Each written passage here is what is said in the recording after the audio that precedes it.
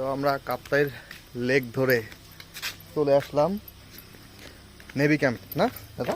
হ্যাঁ, Kaptai navy camp. Kaptai navy ক্যাম্পে। আজকে সারাদিন শুধু পাহাড় উঠার আর নামা। আজকে সারাদিন পাহাড়ে উঠার নামা। তো এখনো আমরা নামতেছি, এই পাহাড় থেকে এরপর আরেক পাহাড় যাব। তো আসলে অনেক জায়গাতে ভিডিও করা রেস্ট্রিক্টেড, এই জন্য আসলে সব জায়গার ভিডিও আমরা করতে পারিনি। তো এখন আমরা এই সিঁড়ি দিয়ে এক পাহাড় থেকে অন্য পাহাড়ে যাচ্ছি।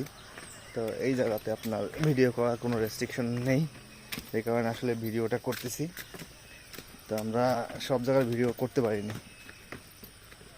তো আমরা দাদা কত কিলোমিটার দূরে আসছি আমাদের এখান থেকে? 13 কিলো।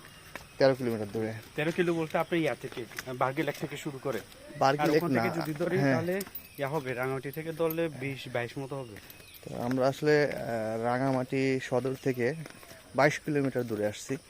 তো আমাদের উদ্দেশ্য আপনার এই নেভি ক্যাম্পটা ঘুরে দেখা।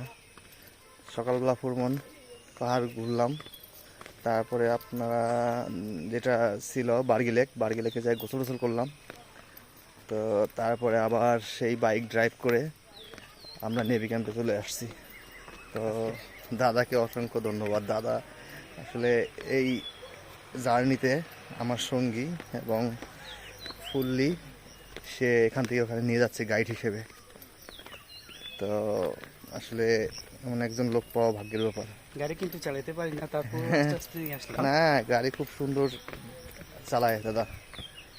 তো আমরা যখন এই ভ্রমণ পাহাড় থেকে নামছিলাম তখন বাইক মোটামুটি স্লিপ করছে, কিন্তু সে খুব সুন্দরভাবে কন্ট্রোল করছে। আবার বলতেছেন এটা কিছু হইল।